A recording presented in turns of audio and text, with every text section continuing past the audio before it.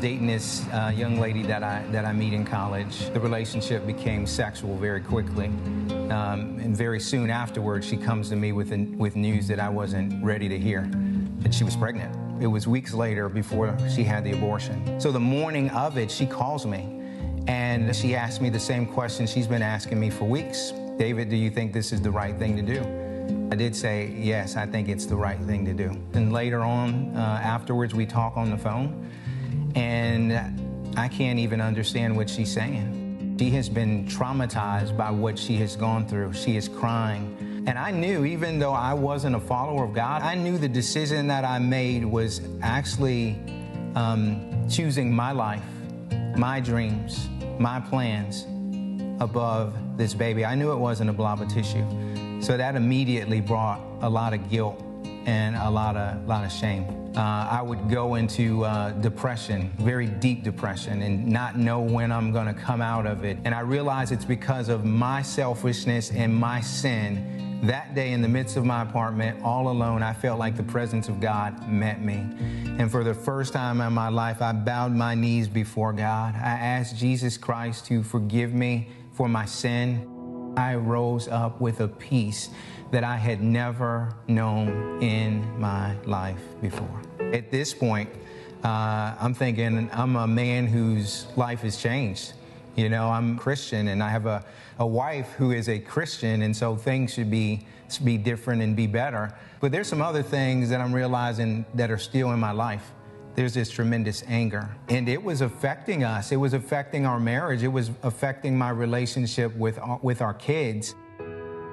About 15 years since I've been walking with Christ, I ended up taking a position to be a chaplain of an NFL team.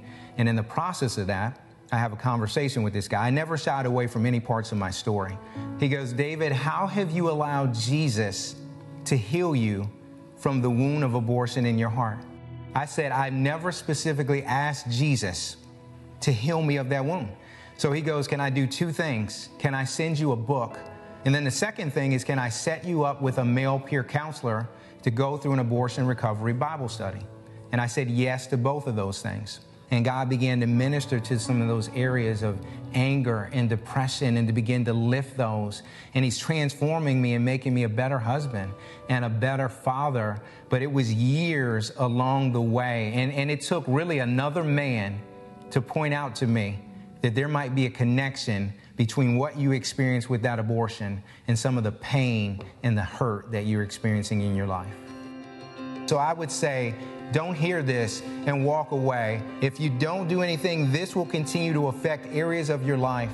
But if you allow the light of Christ to shine into that dark place, he can begin to bring healing, a healing that will not only be for you, but it could affect your relationship with your wives if you're married, with your children. You know, God cares about the preborn baby, and he hates the shedding of innocent blood. But God's heart is for more than that. God's heart is for the mom and the dad to have an encounter with the author of life, so that their lives are radically transformed by the grace of God.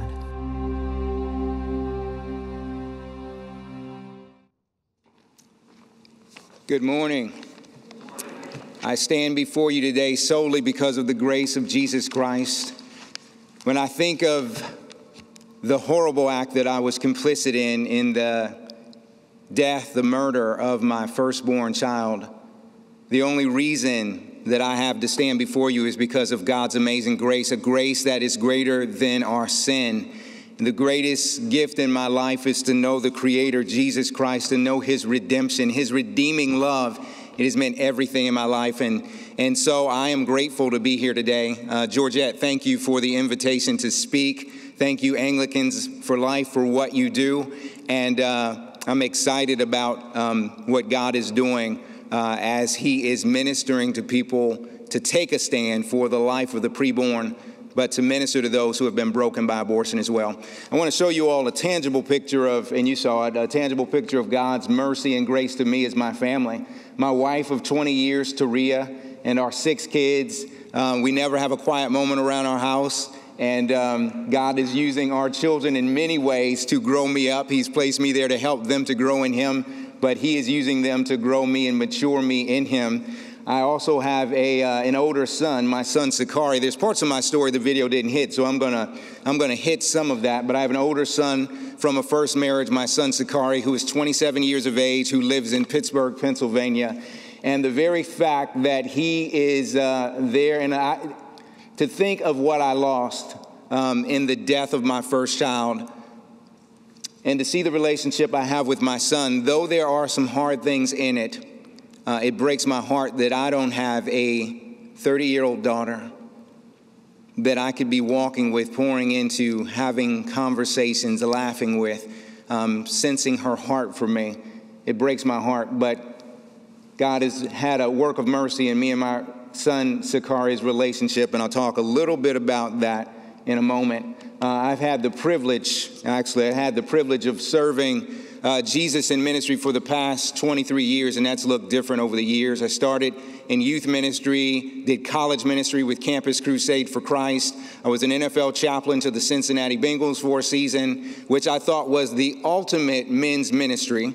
I have been a senior pastor at a church, and for the last 9 years, I have been an evangelist and a pro-life advocate, ministering to men, starting out as an advocate at a pregnancy resource center in Orlando, ministering to men who found themselves in the crisis due to an unplanned pregnancy, and men who had been broken by abortion. And for the past few years, being a part of an organization called MAN, which is Men and Abortion Network, and also serving as a volunteer staff member with Save One as a men's chapter leader, but also a speaker with Save One. And for those of you who do not know Save One is an abortion recovery ministry, an international ministry where our whole mission is to help men, women, and families to recover from abortion. So as you all look at me today, what you're looking at is a man who knows the guilt, the shame, the loss, the pain of abortion. And yet you're looking at a man who knows the forgiveness, the healing, the grace, and the restoration of Jesus Christ for the wound of abortion. I want to share with you a little more of my story to give you a little more context. And then I want to share with you why it's important that we not forget the man when we think of this issue of life and when we think of abortion.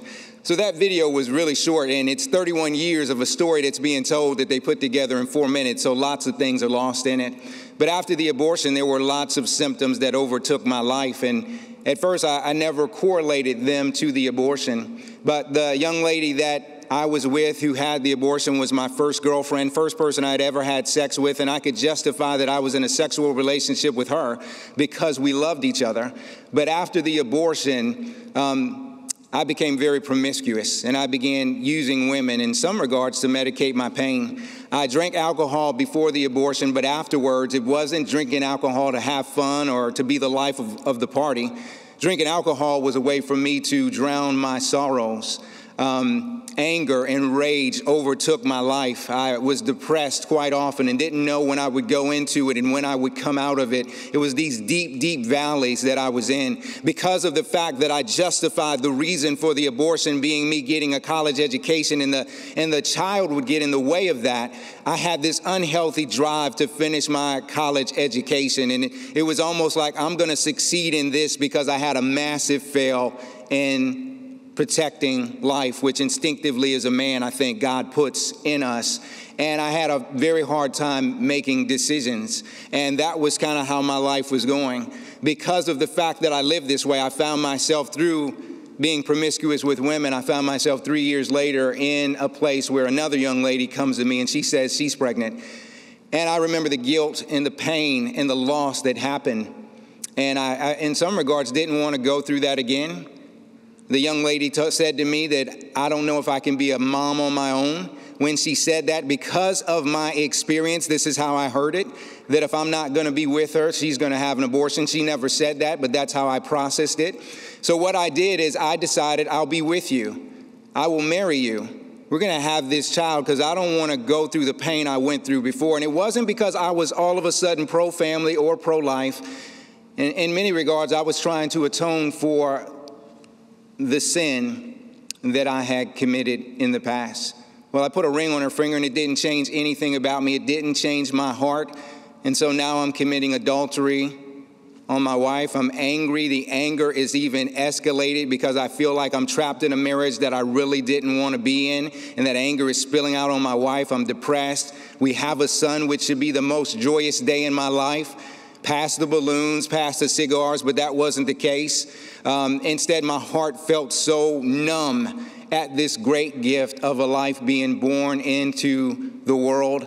I dove myself into my career. I dove myself into going back to graduate school. It was almost like I'm going to do something to make a success in this world. But after 4 years of going through and living like that, my wife and I divorced. And it was through that where God used some men in my life to minister to me Christ, that God opened my eyes to the reality of God's love for me, the reality of his forgiveness for me. And it was that drove me to my knees, crying out to my Creator for mercy, and Jesus Christ saving my soul and beginning to do a transformative work in me. God began to cut out things in my life, set me free from things that I had been bound in, set me free from sexual immorality. From the day that I bowed my knee to Jesus Christ to this very day, the only woman that I have had sex with is my wife, Taria, and we did not have sex until we said, I do, 4 years later. God began to break me free from unhealthy relationships. He set me free from drunkenness and alcohol. And then as he was preparing me to walk in a faithful relationship with him, by the blessing of God, blessed me with a wonderful, godly wife. But as I got into this marriage, I realized there were some things in me that were still there. I was still very, very angry, and sadly, that anger has hurt my wife through words, and even early in our marriage with my hands, I've hurt my wife. We were having kids, and my heart was still numb. All those beautiful kids you saw, my heart's still numb. Can't realize, why can't I bond with my kids? My wife and I'd have big decisions to make, and I'd be indecisive and didn't feel like I could make them. I'm in ministry, and I'm serving the purposes of God, but yet ministry is more about me than about Jesus Christ, who I may proclaim with my lips. But ministry for me was my way to get the attaboys that I never got and the applause from men. And it was for the wrong motivation and the wrong purpose. And that was what my life looked like. And then I was asked to speak at a pregnancy resource center. And speaking there was a man there that some of you may know. He's I would say a giant today in the pro-life movement, a guy named Brad Mattis. He is with Life Issues Institute. Brad Mattis happened to be there that day, heard me share that day, and came to me with what I thought was a crazy question. And he says to me, David, how have you invited Jesus to heal the wound of abortion? By this time, the abortion had been 22 years prior. I had been walking with the Lord for 16 years. I honestly thought the question was a little crazy, because I thought in my mind, Jesus has healed me. Of course there's been healing. But I didn't say that to Brad. What I said to Brad is I never have invited Jesus to heal that wound. So he said, I'm going to send you a book, which he did, which helped me to connect the dots between some of the things I was experiencing and that abortion that was 20-something years ago at the time. And then he connected me with a male peer counselor. And through that, as I walked through an abortion recovery Bible study, God brought levels of healing to me I didn't even know that I needed. God, I didn't realize how, though I recognized that God had forgiven me of everything, I still felt that there was something I needed to pay because of what I had done. And what that was doing was really telling God that the cross of Jesus Christ and his death on the cross for me wasn't sufficient. And I had to realize and recognize that his death was totally sufficient for everything I've done. And it's his blood that covers my sin. And there is no other sacrifice needed other than the one he gave for me. And that began to free my heart. God began to lift the anger and lift the depression, which has blessed my marriage and my relationship with my kids in ways that I would have never imagined. And 10 years ago, my mom died suddenly, and I had a very hard time grieving my mom's loss. And I was wondering, why is that? Well, there probably were a couple reasons. When my girlfriend and I told our parents that there was a pregnancy, and we asked our moms what we should do, our mothers kind of co-signed on what I had told my girlfriend the way we should go. So there was some unforgiveness in my heart towards my mom. I had to release that to the Lord and forgive her as Christ had forgiven me. But also it was hard for me to grieve her loss because there was another significant loss in my life that society told me I never had to grieve. They told me it wasn't even a life at all, that I could do it and just move on and life would go on as usual. But the life of my daughter Miriam, her life was created in the image of God, had intrinsic worth, dignity, and value because of being created by God. And I, for years, just walked past that and kept on going. But going through this allowed me to grieve that loss, but to also realize that the daughter that I wasn't a hero and a provider and a protector for, that she's not in heaven mad at me. She's in the presence of perfect love. She is enveloped by the love of God. And this one who I discarded, sacrificed on the altar of my future, that maybe she's looking down and looking at me as her hero. And one day, when I'm with Jesus and with her together, there's not going to be the conversation of, Dad, why did you abandon me?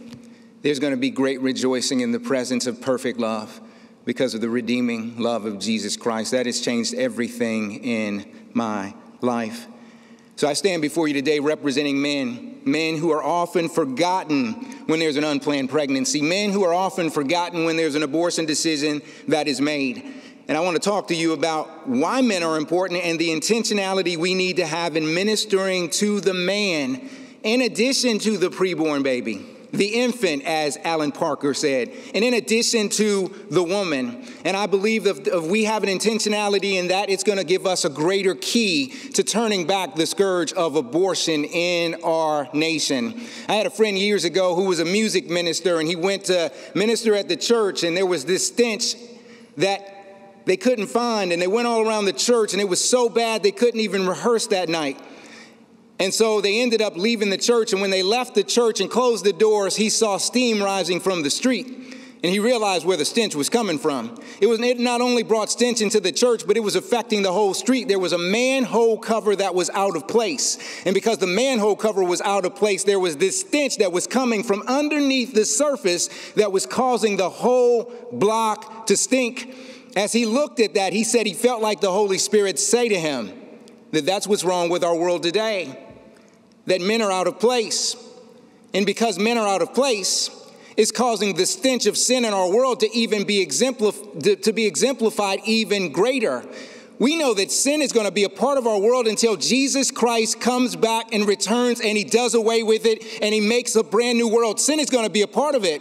But when society is out of order, the way that God established it, with a man being the head of a family, not to lord over, but to serve, when the man is not in his place, it causes the stench of sin to be even greater in our world. And in order for us to mitigate the stench of sin, we have to be proactive in ministering to men. 63 million babies killed in their mother's womb, and rarely is there an outcry or there any media attention given to it. A woman attached to every one of those children and the trauma and the pain that she goes through physically, emotionally, mentally, spiritually. But we got to remember there's a man attached to every one of that. Janet Morano, in her book, Shockwaves of Abortion, she says the baby is at the epicenter of this destruction, but the mom and dad and society at large are feeling the shockwaves, the ripple effects that are shaking the very foundation of our nation. We live in a world, y'all. We live in a world where the narrative when it comes to abortion, y'all know it, it's either a political notion, and there is a part that politics plays, and Alan talked to us about that. But the other notion of it is painting it is a women's issue. It's a woman's right to choose. It's a woman's reproductive issue. And the way that it's been framed by our culture, what it does is it dehumanizes the other life that God is knitting together in the woman's womb. And it's given us, every excuse to murder those children for any and every kind of reason, because we've dehumanized them being created in the image of God from the moment of fertilization. But what it also has done is caused us to be uncaring to the woman, where they put it up as woman empowerment. It's not woman empowerment. It is being uncaring and leading a woman to something that leads to death, a sin that leads to death. And we know that nothing good ever comes out of sin. So it's uncaring for the woman, and it's not just an easy decision. It's going to be a ripple effect that affects her and her family for the rest of her life. But we've minimized the man. We have completely minimized the man. Do we realize that a woman does not show up pregnant without a man? That man has a very important part in the procreation process. He is the one who gives the sperm that fertilizes that egg, and so that man is a father of a preborn child. But we've allowed men to shirk their responsibility because we don't frame it this way. We allow men to shirk their God-given responsibility, and in doing so, you know what we've done? We've put an undue and a heavy burden on women that they were never called to carry alone. Because of the climate that is there, some men repress their emotions, they repress their feelings when there is an unplanned pregnancy, and they say nothing to their partner because in doing so, they think they're being supportive. And then there are other men like me, because it's been said that we really don't have a responsibility. We can tell the young lady that she should have an abortion and really in that moment not feel any moral dilemma with it because we're not even included to be a part of the process. And though our society may deem that man really has no place and he's not all that significant, well, research and the stories of men that I work with and my own story gives a very, very different picture. Research that's been done by women on women that have had abortions will say the number one person they talk to about the abortion is the man. And the number one person who has influence on what they do in the abortion is the man. Lifeway Research has just put out a research project they did. 1,000 men were surveyed that CareNet paid for Lifeway to do. And in that, men themselves say that they are the number one influence as to why their partner has an abortion. Society may say man doesn't have a voice, but the man does have a voice and he has influence. And oftentimes that influence isn't used the right way. And it causes the manhole cover to be out of place. Its influence awry, and the stench of sin from this horror of abortion continues to contaminate our world. But we as the pro-life community, we have to engage this narrative differently. In some regards, we've kind of bought it a little bit. You know, we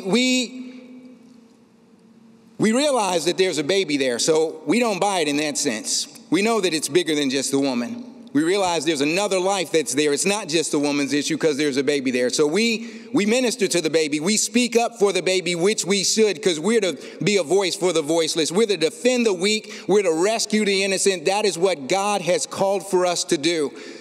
And we minister to the women, but we've forgotten about the man. We've forgotten about the man, and we have to minister to all three. I saw some signs yesterday, and I get the sentiment of them, love them both. But there's another one that God calls us to love as well. We got to minister to that baby. We got to minister to the woman. But there's a man who needs ministry as well. Because the man hasn't been validated as a father, when an abortion decision happens, it's not surprising that most people don't even think about the man.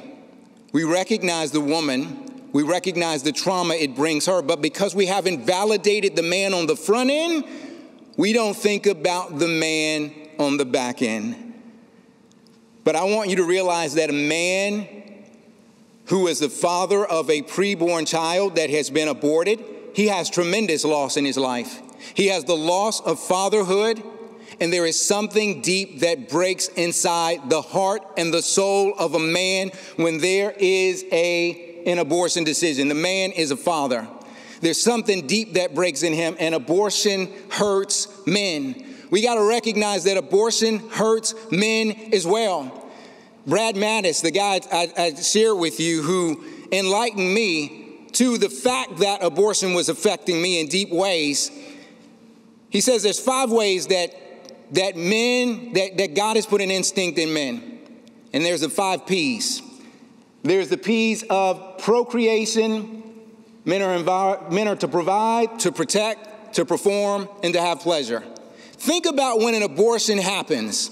That procreation process that the man was a part of, a very important part of, when an abortion happens, that procreation process fails. It comes to nothing. it ends tragically in the death of his child. Because of the abortion, the instinct to provide and protect, he doesn't get to do that, and it breaks something deep inside a man. That performance he had of sexual intimacy with a woman, which at one time may have been pleasurable, now brings a tremendous amount of pain to that man's life. There is a tremendous breaking in a man's soul when there's an abortion decision that is made. There's also been considerable anecdotal research on the effects of abortion on men. And some of the effects of the loss of fatherhood due to abortion include things such as anger, depression, substance abuse, the loss of and failed future relationships, the inability to trust women, promiscuity, the inability to forgive, sexual dysfunction, poor bonding with children, nightmares, and the inability to make decisions. Men are impacted by abortion. But you know what often happens with men? Because we've been so disconnected from the issue, for a lot of men, it's hard for them to connect the dots. They may be walking through the pain and the trauma of something that happened in their life 20, 30, 40 years ago. And oftentimes it's hard for them to even connect it with an abortion that they may have been involved in, unless somebody would bring that to their attention, as Brad brought it to my attention. And yet there are other men who realize they're hurting. They realize that the experience is tied to the abortion decision, but they don't feel like they have a right to hurt because it was because of their influence that that child isn't here today. And then there's other men who are bitter because they didn't have a say in the matter. So just like women need to invite Jesus into that wound of abortion, so do men who have been a part of an abortion decision. They need to invite Christ to heal them from the shame, the guilt, and the pain of that abortion. And maybe you're sitting here today, or maybe you're watching virtually, and you're a man who has experienced pain of abortion. I want you to know there's healing and there's hope. And I'm going to put up a resource slide in just a few minutes. But the last part, just to give you a vision, just for a couple of minutes.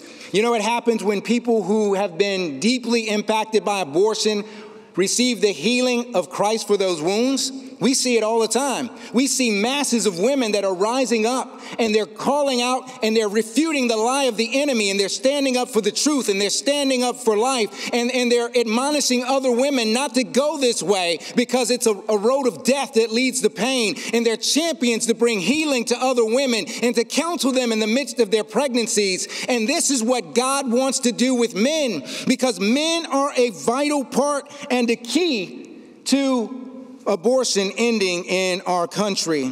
You know, we want to help these men to see, men who find themselves in the midst of a crisis due to an unplanned pregnancy. We want to help them to see their important role as fathers. And what I believe in the work that God has called me to do in ministering healing and hope to men that have been broken by abortion, that God so restores us and God so gives us a heart for other men that we can come alongside of other men and we can help them to realize the preciousness of the life of the child that God is knitting in their partner's womb. But we can also help these men to recognize the preciousness of their own life, that they are not just some deadbeat, that they are not just someone without a purpose, that they are created in the image of God, and no matter what life choices they have made, that God sent his sinless son into the world to forgive them of their sin and to reconcile them to God so that they could have a relationship with their heavenly Father. And then we're called to come alongside of these men to help them to understand what it means to be a man, what it means to be a father, what it means to honor God with sex the way he created it, what it means to be a husband, what it means to be God's warrior in the fight for life, and God's warrior for his family. That's the call that God has given us. So what we long to see, and I know what you all long to see. You know what? If we don't minister to the man, I want to let you know, if we don't make the man a priority, here's what we're in for. You know, the law may change, and I'm praying that it does, because it's a grave injustice and a grave inhumanity to man. But the law changing, just like me putting a wedding ring on my fiance's heart and getting married, it didn't change my heart. There's only one thing that changes the human heart, And the only institution who has that isn't the White House, the courthouse, the Congress. It's the Church of Jesus Christ. It's the gospel of Jesus Christ. That changes hearts and changes lives. And if we're not ministering to men and we're just focused on ministering to women, well, we're still going to have unplanned pregnancies that are happening. We're still going to have women who are vulnerable to abortion from these unplanned pregnancies. We're going to have women that we counsel and who choose life but then find themselves in another unplanned pregnancy. We're going to have children growing up in homes where there's not two parents that are there, where there's a greater likelihood of neglect and abuse and poverty, where there's a greater likelihood of generational sins continuing. But what God wants to do is to minister to the man, so that the men are not impregnating these women, because we're honoring God and we're living for him.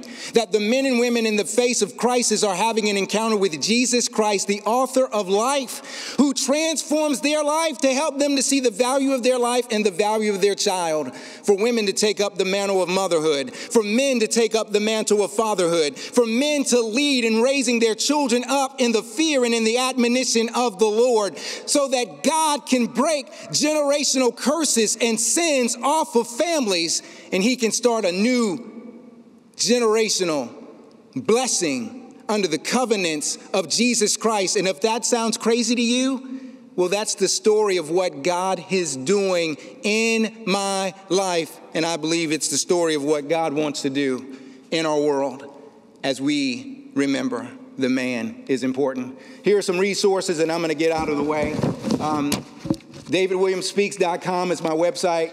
There's a tab, Men in Abortion, where there's a lot of resources for that. meninabortion.net is another place where you can learn more about men and the effects of abortion on men. And SaveOne.org, who I work with, is a ministry, like I said, that provides healing. And if you're a man who needs healing from abortion, you can contact us at SaveOne.org. May God bless America. May God have mercy on us. May God pour his spirit out on us and return us to him, that we value life from the very inception in the womb to the end of natural life. Bless you.